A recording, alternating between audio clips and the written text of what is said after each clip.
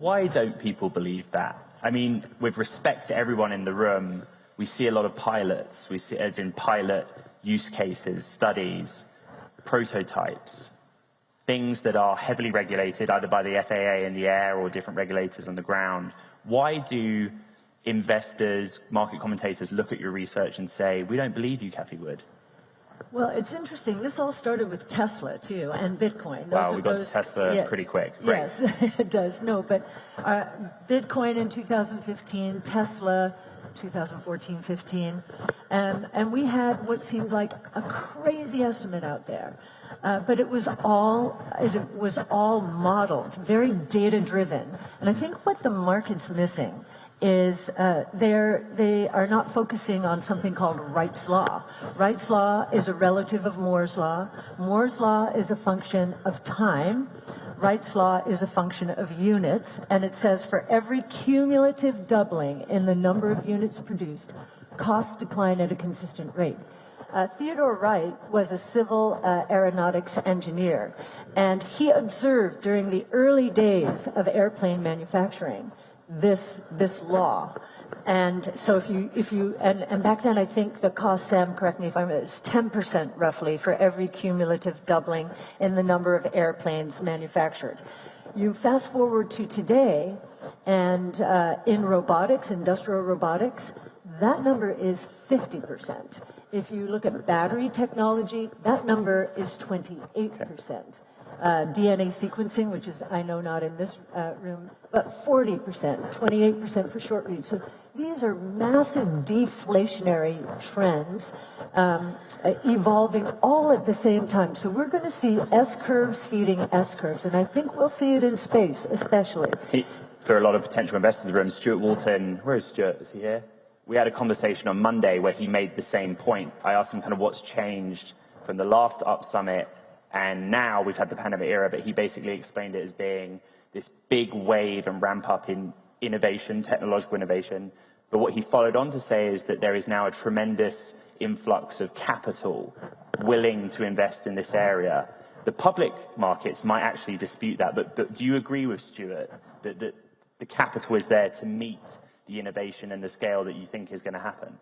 The capital will be there once, and I'm saying both in the public and private market. I think in the private market what we're seeing, and this is a throwback to that 2018 conference, which was, we remember one VC venture capital leader after another getting up on stage and saying, oh, we would never invest in this. This is too high fixed costs. This is too long term. Or there were many excuses. And so it's been very interesting. There is a lot of capital moving into the asset-light part of the business, and still maybe an aversion to the more hardware-centric. But we do think that will change over time. Let's talk about public markets. There has been volatility in public markets. There has been underperformance in higher multiple, sometimes pre-revenue, often pre-profit companies. But thematically, they are in mobility, EV and battery-related startups, LiDAR-related startups, mobility startups that went public via a SPAC. Why is that? Why did they go public versus SPAC? No, why have they performed so poorly in the first half of this year? Okay, so innovation generally, starting in February of 21, that was our peak. Innovation has been, for want of a better word, trashed. And the reason is... What do you mean by that? Could you explain? What I mean is, I'll give you the backdrop here. So if you look at our performance, our flagship's performance, from the low in COVID to the peak in February of 21, that was 360% increase. Innovation solves problems. We had a lot of problems through the coronavirus. Innovation solves problems. We were rewarded accordingly. Since then, peak to trough, when we hit our trough, thank goodness we're past it, down 75%. Why? Inflation and interest rates. So there is this, and it's really interesting to be here, Walmart territory, because I think we're learning a lot from the retailers now. And we're talking about what we learned about inventories. Inventories, right. Yes. So the fear of rising interest rates and inflation out of control has gripped the market. And of course, and that's the equity market. If you look at the fixed income market, it does not agree with this. Yeah. The 10-year Treasury bond yield is 3%. That instrument should be one of the most responsive to inflation fears, right? So 3%, which suggests GDP growth 3 to 4% during the next 10 years. So it's not being corroborated by the fixed income markets. And I don't think that we are in a period where we can't extricate ourselves from this. In fact, the inventory stories are a very good example of why inflation has become a problem. You know, the scrambling to bring more and more inventory to satisfy demand, stay-at-home demand, went into overdrive, and I believe the narrative in the last year, inflation, gave purchasing managers this idea that, okay, what's the worst that could happen if I build inventories? The worst that could happen is that I'm able to deliver inventory profits, sell at a higher price. Well, that's not going to happen. That's not going to happen. When we see, I've never seen inventory surges like this in my career, and I've been around for a long time. So 33% at Walmart, 42% at Target, 74% at, 50% at Kohl's. So very broad-based. And so I think we're going to see a lot of discounting. And what's beginning to happen now, just at the margin, and we're seeing it because our strategy is now starting to outperform the rest of the market. I've never been in a market where the market has gone to new highs and we are hitting lows. I've never been in a market. So there's been, and it hasn't been supported by the fixed income market. So we'll see what happens. ARK offers a number of products, but ARK Innovation, ticker ARKK, is everyone sees on that. And when you said, I want to clarify, Mogo, you said it's been trashed, you mean its reputation, but it's performed poorly year to date. You have seen net inflows of money.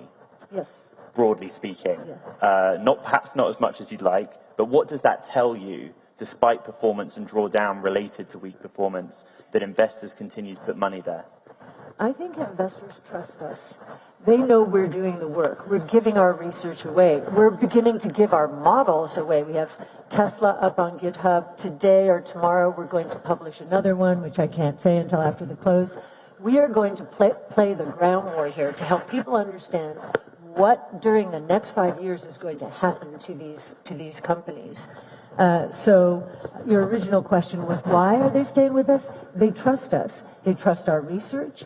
We're doing research that others are not doing. We're sharing it with everyone, both the top-down, modeling, as well as now the bottom-up modeling. And we want people, investors, skeptics, to poke holes into our models. You welcome that? Oh, yeah. We leave the variables open. If you think we're crazy on this assumption, you change it then and see what the price target is. Let's see what the sensitivity to each assumption is. And I think our clients really like that. And I also will say, we see this, I'm going to say it's across the board, but especially young people, they know that we are researching the future and not the past. They're talking about young investors who are deploying capital. We are researching the future. If you look at what has happened to our industry, it really lost the plot after the tech and telecom bust and then the 08-09 meltdown. We had this tremendous risk aversion, business risk, career risk, and a movement towards passive and benchmark style investing. And I have been quoted as saying, and I know Eric Balchunas I think Eric Balchunas is listening. I know that Eric Balchunas is listening, so whatever you have to say about him, please go right ahead. Yeah. He would disagree with this because he thinks it's actually a good thing that all of this passive and benchmark has happened for us. And I agree with that to some extent, but in terms of allocating capital to its highest and best use, I don't think looking backwards is going to work. So I'm really thinking about the competitiveness of the United States when I say that, not about us. Yes, I think we will shine because we are looking at the future, and the future is very bright for all kinds of reasons. Let me just point out to the audience here in the room at Up Summit in Bentonville, Arkansas, and those listening around the world on Bloomberg Television Radio, I keep looking at my phone. And the reason I do is I'm on the Bloomberg terminal. It's a down day in equity markets. but the ARK Innovation ETF is up 2.7%. Why is that? I think it is seeping into the investor's mind is, wait a minute, are we right on this inflation call? They felt so right because supply chain issues extended for such a long time. Then Russia invades Ukraine. You know, of course, monetary and fiscal policy had been so stimulative. But as I've said many times, we think the greater risk, by far, is deflation. Deflation cyclically. But you're talking over a longer time horizon. I'm talking about now, too, because I think this inventory issue highlights the cyclical reason we've been saying we think inflation will unravel. The secular deflation story is very powerful. And as EVs and autonomous mobility of all stripes starts becoming a bigger base in the economy, that deflationary pull is going to be aggregated because, again, these are convergences between and among different technologies that are all on their own deflationary cost curves.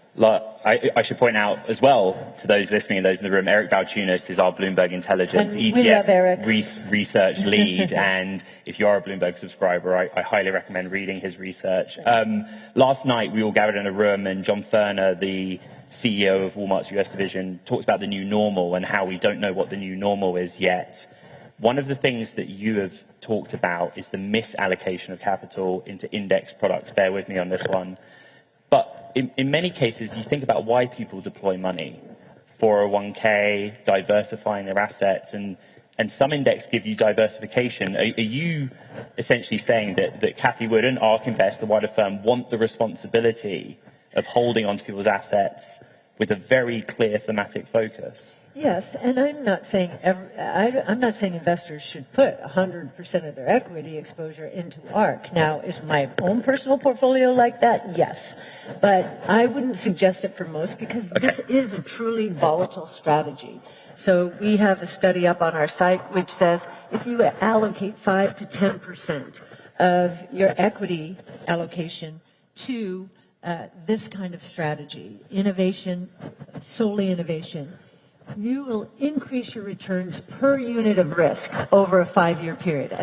And very important is 5-year period. We are the closest you'll find to a venture capital fund in the public equity markets. And of course, we're acting like it. In fact, we led this VC down round. You know, the VC down rounds that we're seeing now were led by the public markets. Now, I don't think the public markets have this right at all. I think that we are in bargain basement territory in terms, if you give us a 5-year investment time horizon, we are a deep value portfolio.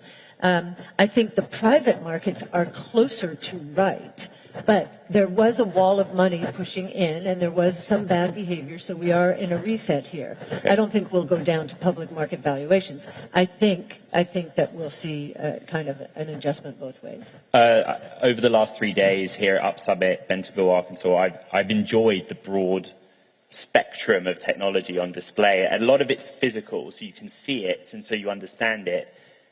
For those in the room who aren't familiar with Cathie Wood, she is known for bold predictions. I kind of teed this one up earlier. Perhaps one of your boldest predictions is the idea that artificial intelligence will drive massive global GDP growth. I think your forecast is 50% over a 10-year time horizon, a decade. Could you explain that to us? So we pay attention to a site called Metaculus, which basically anyone can put their forecasts in there, but they are basically graded over time. And if you look at since OpenAI released DALL-E 2 foundation model in AI, and I think Google's version, Alphabet's version is Flamingo, that service has gone from flat. When do you think artificial general intelligence will occur? It's been flat for the last 2 years, but since those two models have come out, the time that these forecasters expect to see artificial general intelligence has shrunk from 30 to 50 years to 6 to 12 years. So now, it sounds impossible to think that GDP growth, sort of that 3% real terms and so forth, is going to accelerate to 30%. But if you look at the history over thousands of years, you will see that at one point in time, GDP in the economy, now this is thousands, maybe hundreds of thousands. I wasn't around then, so 0.003%, then for another 1,000 years, 0.003, then 0.03, then 3%. Who's to say we aren't close? I just mentioned these S-curves feeding one another, and the market's not being set up for it, really looking to the past for an indication of where we're going in the future is going to be a real blindside for some companies. I'd like to talk about some specific examples, which you and I have discussed previously, but I want to ask you this because we're going a little long. I don't think anyone in the room minds us going a little long. Is that okay? We're all good? So, do you ever just sit at your desk in St. Petersburg, Florida, and think, maybe I should tone this bold prediction down? It's too much for potential investors in our products to believe. That the 50% GDP growth call, I'm not an economist, but what? It's kind of crazy. It seems crazy. Do you admit it? Yeah, it seems crazy, but I'll tell you, when we first did our Tesla projections, when we first did our Bitcoin projections, these are early signs that we're onto something here, right? And I would look at those forecasts, and Sam and Tasha were responsible, and I was saying, wow, this is a tall order. And what did we see? It's playing out so much closer to what we were expecting than to what IHS, which is the auto forecaster out there, was expecting. Just to give you an idea here.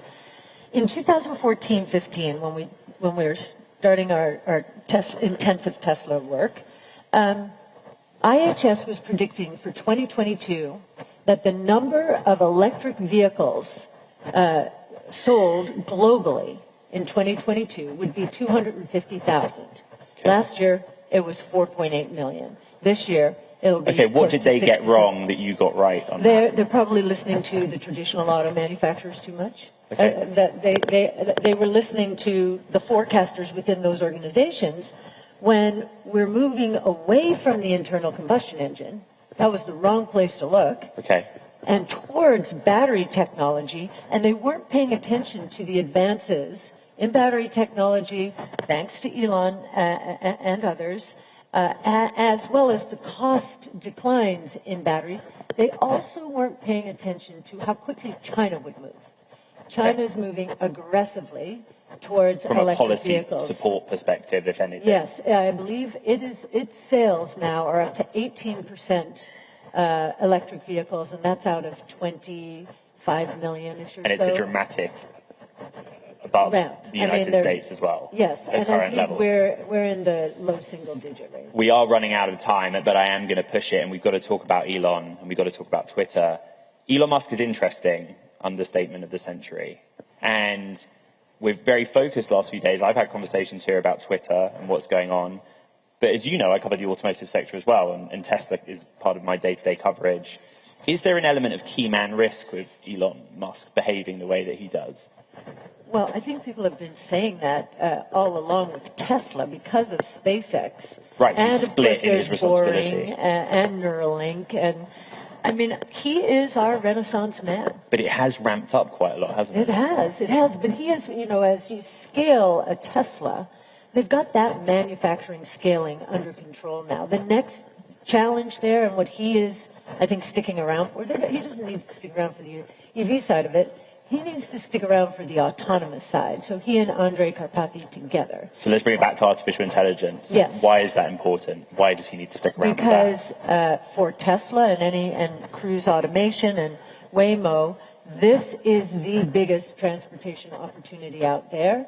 It is, as I mentioned before, think about this, $10 trillion in revenue versus zero now by 2030, right? And that's ARK's bull case or base case scenario? That's our base case scenario. Okay.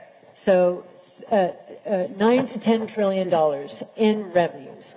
So I don't think we've seen a bigger opportunity for one, and it's not just one sector. Again, there's a convergence going on between and among technologies and sectors. Autonomous taxi networks are, they're robotics, energy storage, and artificial intelligence. Right? So.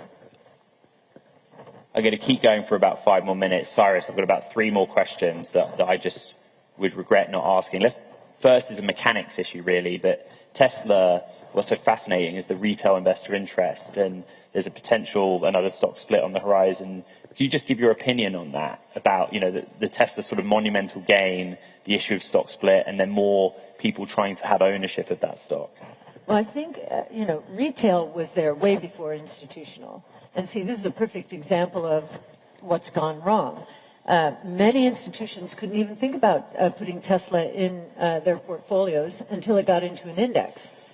It got into an index when it was $500 billion. Think about all of the alpha generation that institutions made, left on the table, but retail investors enjoyed. I think retail investors are feeling empowered. They know more about the future than institutions do, and they know we're doing the right work. And so I think that's why they were there early, and they will be early into everything we're doing, because they really love to learn, and they're a part of the future. They have one foot in the new world. They're going to make it, so they're excited about it. So, and they are willing to put up. I've been shocked how many people, and it's not just young people, but come up to me and say, we're down 75%. They say, thank you. And I'm saying, whoa, this would not happen. Of course, they enjoyed the big gains before that, because they are long-term in their time horizon. They are long-term. They really believe we are on to something big. Are they more risk-averse, or less risk-averse, I should say? I think, when I listen to the controversy about accredited investors and non-accredited investors, when I think about what that really should mean, who knows more? It's not fair that we are blocking these young people, most who don't have the income or asset thresholds, because they're not accredited, so they don't get access to innovation. So we're trying to change that, again, closest to a venture capital fund in the public equity markets, and we're going to start a crossover fund. I can't talk about it. It's an interval fund. Come on. No, it's in the SEC. I'm not messing with. Okay, let's move on. Let's move on.